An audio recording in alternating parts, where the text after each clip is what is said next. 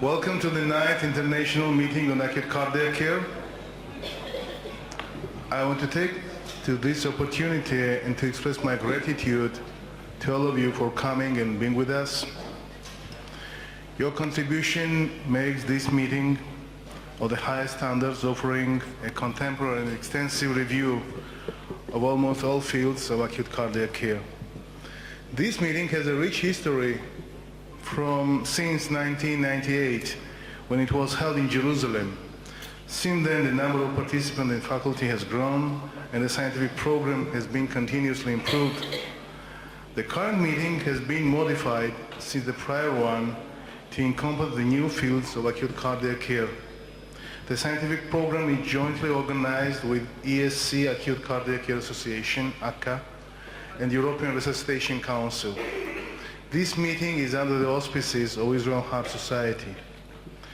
Earlier this morning, you heard three very interesting sessions about pre-hospital management of STEMI, acute reperfusion controversies in STEMI and stroke, and about acute pulmonary embolism. After the opening ceremony, Professor Asfar, our guest from France, will give a keynote lecture about moving targets in intensive care medicine. During the next sessions, we will discuss arrhythmia emergencies, acute severe heart failure management challenges, non-coronary emergencies. We'll hear about the management of structural heart disease in patients whose problems now are more and more frequently treated by catheter-based techniques. Antithrombotic therapies are undergoing rapid forward movement, and we will have the opportunity to discuss the relevant issues with well-known opinion leaders and enjoy excellent overviews in the biomarker field from leading experts in the world. As a good tradition of our meeting, we are joined by Israel Association of Internal Medicine, Israel Society of Cardiothoracic and Vascular Anesthesia, and Israel Society of Critical Care Medicine to discuss relevant topics. Tomorrow, plenary session will be devoted to the critical review of the acute coronary syndrome guidelines by Dr. Sanjay Kaul. The second part of plenary session will discuss the role of the acute cardiac care units in providing palliative care to the complicated patients with multiple comorbidities. As we all know, the ICCU is the excellent example of a teamwork success. Traditionally, this meeting has a very successful nursing track with a well-known international faculty in the field of cardiovascular nursing. Once again, I wish to thank our friends from abroad who have joined us to help ensure the success of this meeting. Now, I'd like to welcome Professor Joseph Alpert, Chairman of the meeting. Good morning, everybody. It's again a pleasure for me to be here in Israel. I've enjoyed my many trips here in the past, and the last two times, this time and last time with my wife, we've had, again, a wonderful time in this vibrant and exciting culture. I wanted to take a few minutes this morning to tell you a very sad story that has a very happy ending. I'm sure I don't have to tell people here in Israel about the recent furor that occurred in the United States, and I'm sure it occurred here in Israel following what I consider to be a hate mail letter published in The Lancet by individuals with strong connections to Hamas. Many of us, including myself, were outraged. We signed petitions calling for the firing of the editor of The Lancet. There was a great deal of strong feelings, petitions, and so forth that occurred because of this letter. I wrote an editorial for the American Journal of Medicine, which I've been the editor for the last 10 years. And after I showed it to my people at Elsevier, they said, this will get you a guaranteed libel suit in the United Kingdom, where it's much easier to be sued for libel than it is in the United States, where we insult each other regularly. So I toned the editorial down, and I wanted to just read you a few things from it, because it reflects not only the feeling of the American Journal of Medicine, but that of many of the editors of medical journals in the U.S. So this is actually from the editorial that's already, those of you who want to read the entire editorial, it's online at PubMed, free access. Editorials from the American Journal are always free access. But it says, In conclusion, it says, it has been the explicit policy of the American Journal of Medicine throughout the 10 years of this editorial board's tenure to publish solely material that will help physicians, medical scientists, and medical educators to deliver and to teach the best possible principles of health care. We do not publish political material because we feel that such communications belong in newspapers, journals, and websites that are expressly dedicated to politics, both national and international. I strongly feel that purely political material, particularly of an offensive nature, has absolutely no place in a medical journal.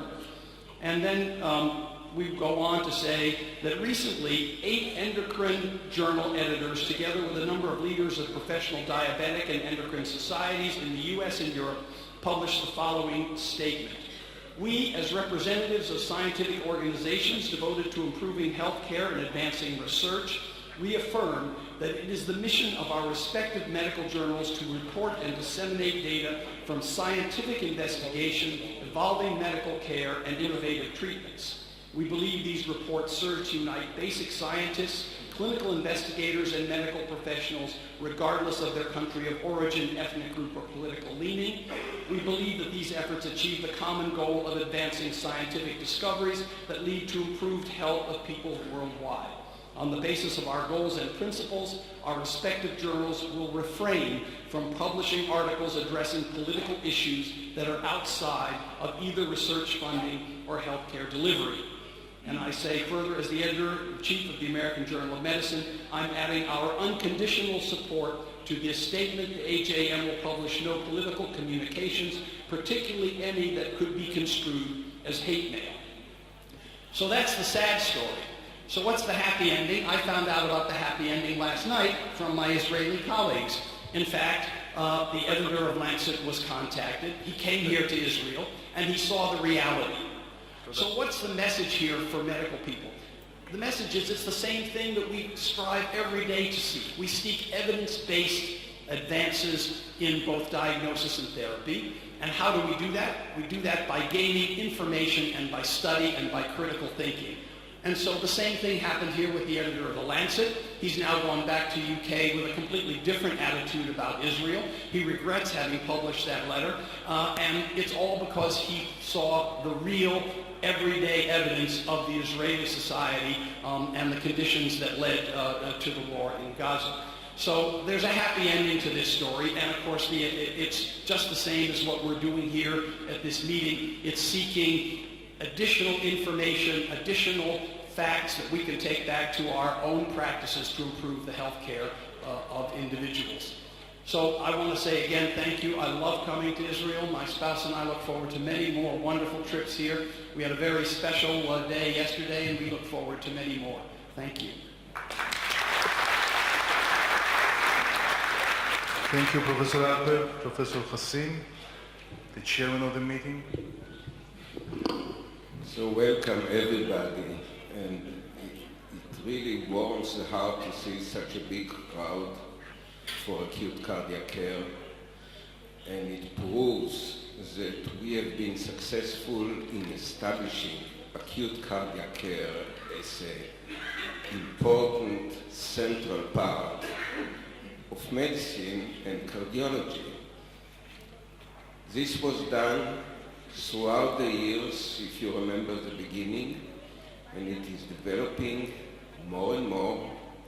And why is it so? Because we keep ourselves dedicated and moving forward. We are moving forward from one issue to another issue in acute cardiac care in cardiology, and this meeting reflects this. If you have seen, we had sessions on stroke, we had sessions on pulmonary embolism, which were not the classical patients in the CCU 20 years ago, but it is now. So we are continuing to move forward. We are collaborating more and more with other departments in the hospital. We have intensive care, general intensive care, anesthesiology. We have internal medicine represented in this meeting. And last but not least, We have the nursing support and interest, and it is of major value and importance to this meeting.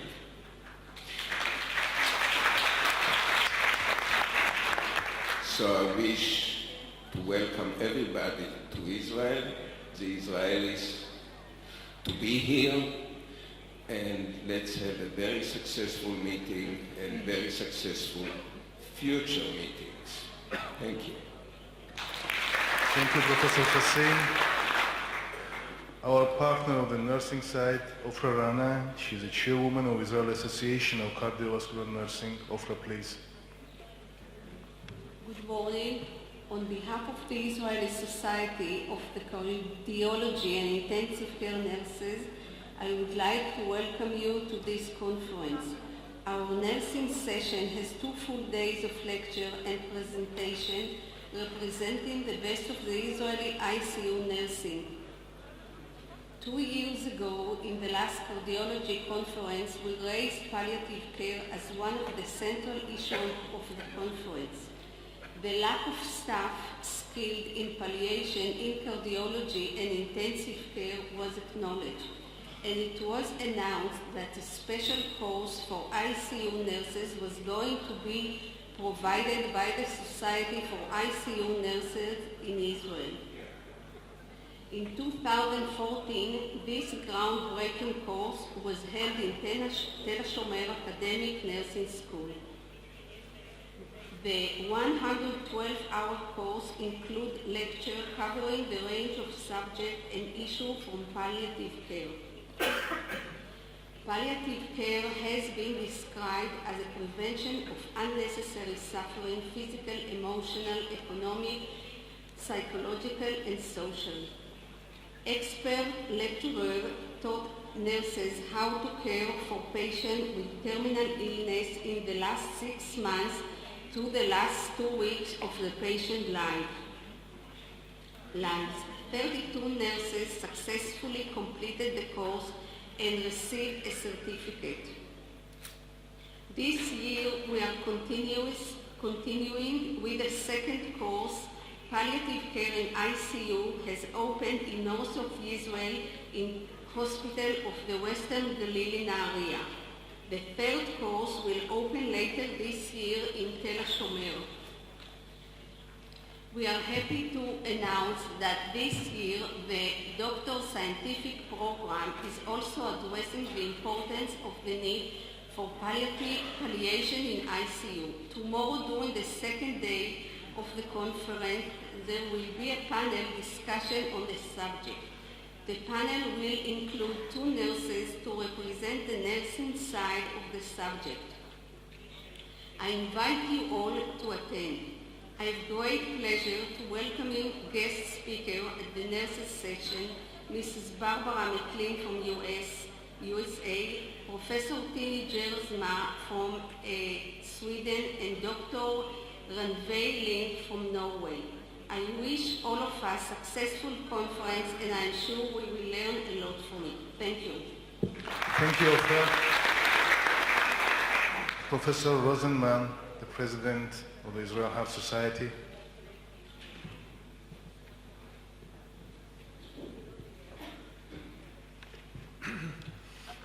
Professor Alpert, Professor Hassin, Professor Zager, the members of the organizing committee, dear colleagues and friends. First of all, I would like to thank the organizers for the invitation. It is really a special honor for me to welcome you all on behalf of the Israeli Heart Society. It's a special, exciting for me to be here since in this 9th Congress, since I have attended all these congresses since the first one in 1998. And I actually remember the excitements and the enthusiasm of the organizers of the first Congress. The organization of this third Congress was due to really the level of excellence that reflected Israeli cardiologists in the area of acute coronary care. It is the recognition of this excellence that has led to the creation of the Acute Cardiac Care, a working group of the European Society of Cardiology under the chairmanship of Professor Hassin. And it is also thanks to this level of excellence that Israeli cardiologists are contributing continuously to this subject, both during meetings of the ESC Association and international committees and conferences. Regarding this Congress, I can say without hesitation that this Congress is really very, very unique from my point of view and from the colleagues' point of view. It has always gathered a very influential faculty with very, very excellent presentation and lively discussions. And I'm sure that we are expecting very similar level of excellence in this specific Congress. I really want to wish us all a very fruitful and excellent Congress, and to our international guests, I would like to encourage you, enjoy Tel Aviv, enjoy Israel. We have a lot to offer, and thank you very much for all.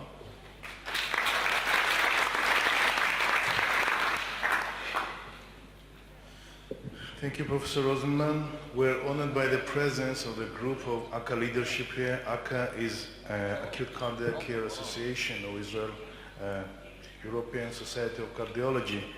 And I want to invite Professor Hector Bueno, who is the president of ACA, for greetings. And please.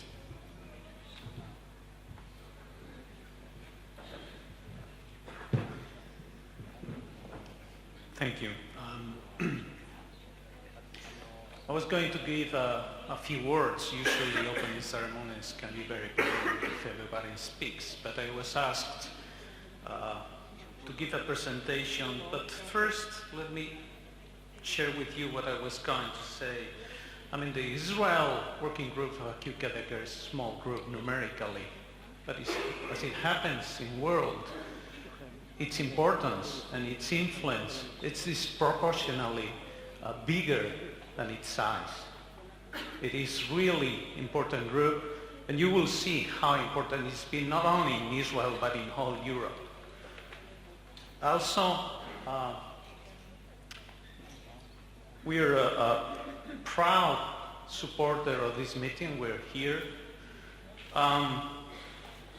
We thought that it was important for us to give this small push to this meeting because, again, as it happens in research, as it happens in innovation, very small investments in Israel usually brings big returns.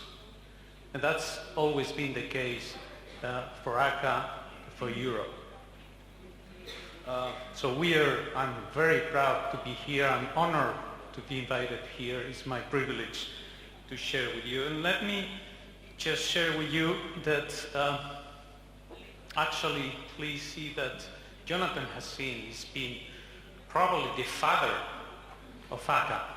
So the ACA was founded as a working group in year 2000, and he has been our leader for several years. So, as I mentioned before, the presence and the power of this relatively small group is much, much bigger than you can even think about. As you know, our mission, and probably we share all of us, you will share with us, that is to improve the quality of care and the outcome of patients with acute cardiovascular diseases. And I couldn't agree more with the words of Joe Alpert about what's our mission as researchers, as scientists, as physicians, as editors.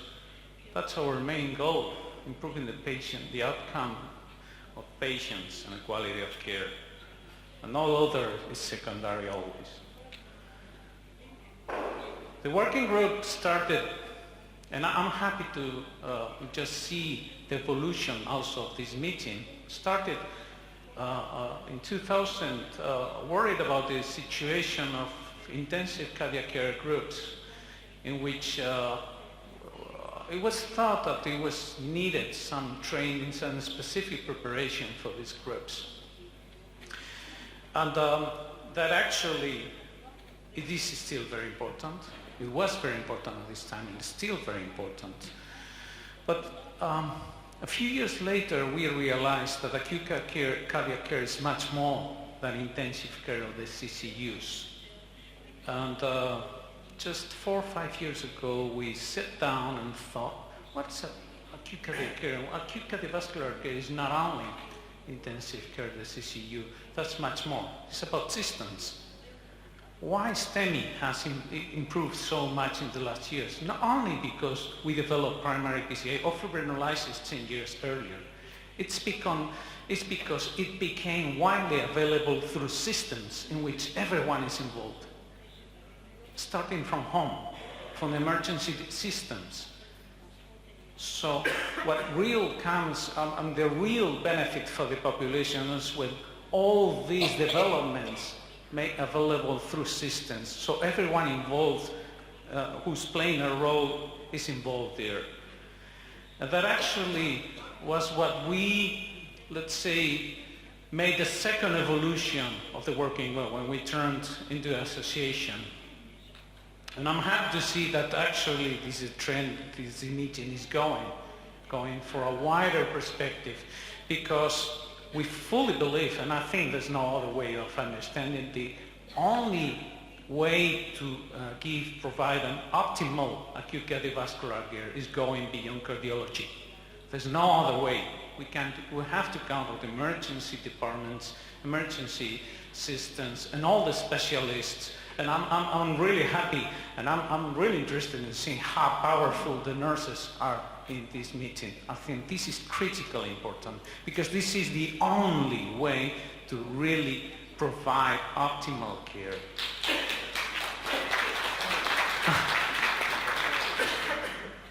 So, well, I think it is not only our fun. When we actually changed our, we were relatively elite but a small group, but we started thinking wider. Actually, we started growing big. And now, for 2050, probably we're more than 5,300 members. So we've really had a really, so I think that's in general belief that this is the way to go. I mean, working in teams, considering multidisciplinary care. I think that's the only way, and I think that's what people believe in. We just had elections a few weeks ago, and we are proud to have a president-elect who's a woman, Madalena Latino. But actually, I have to say that sadly for you, we could have had Doron Sager as a president. He was a candidate. He would have been an extraordinary president, but unfortunately, it could be only one. But again, it speaks about the influence and importance of the Israel Working Group in Europe. We have a great team. We believe in team working. It couldn't be any other way. We, Sanaka, have different activities. Of course, science is essential. We're a scientific association, but education is critical. We have some other activities. And as you can see, Doron is actually being recently appointed as co-chair of the Congress Committee. And I'm sure that he will work very hard, as he's been doing in the board of ACA for the past years. ACA does a lot of activities, and I'm not gonna bore you with all the things that we do, but just wanted to share of the particular scientific activities of what we do.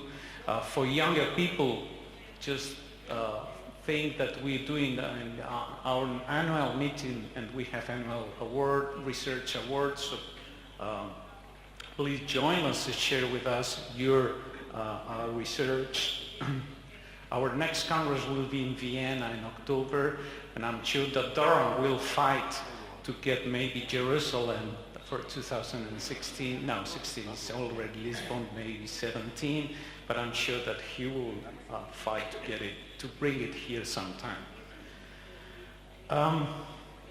As we mentioned, we believe in teamwork, we believe in multidisciplinary approach, we believe in networking. And for instance, Doran worked very hard to get this directory of European CCUs. And please, if I guess that all of you are here in the map, but please feel free to join us. We have a meeting every year, the summit in April, in which we meet all the leaders in Europe in acute cardiovascular care. This year will be devoted to thrombosis and antithrombotic therapy. Very exciting.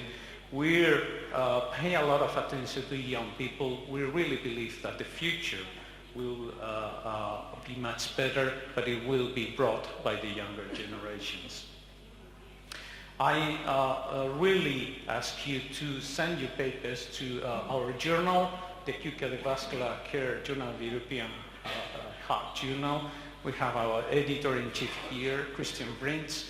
So please send your papers here. These will become, I would tell you, in a very few years, the real leader in acute cardiovascular care and publishing. And I'm happy to announce that actually the second edition of the Intensive and Acute Cardiovascular Care textbook will be released in a very few weeks. So it's already finished, so you will have it here. And let me announce that actually we have developed a very interesting educational activity, which is the chapters, all the chapters of this textbook have been converted in educational modules, and all these have been converted to slides and linked to references, videos, images, and so on through the ESCAL platform of the European Society of Cardiology. And together for the young people with the skill tracking and professional development, where you can build your curriculum and so on, actually will be linked to all the educational material that ACA has.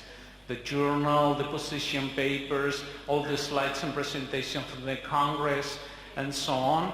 You will have it available in our webpage through the ESCAL platform. Probably you know, actually you have it in your bag, the ACA toolkit. You see this algorithm for the main syndromes of acute cardiovascular care. It's been a real success. You can have it, you can download it for young people. You can have it as an app, so you can have it in your cell phone. It's been a real success. More than 44,000 web pages visited, more than 20,000 printed booklets, more than 16,000 PDF downloads.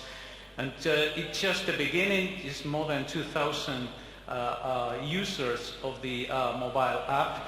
And now, for instance, the application for the pulmonary embolism and acute syndromes are going to be updated with the recently developed guidelines. So it's up to date, and you can have it. It's really helpful for clinical decision making. Just, I know this is not nice to announce, but it's becoming more and more difficult to run these groups independently from the industry. We're fully dependent on industry. We want to move apart from that. So we will have to start a paying membership model. So let me announce that currently everything was for free. If we want to become independent, we need to get some independent activity.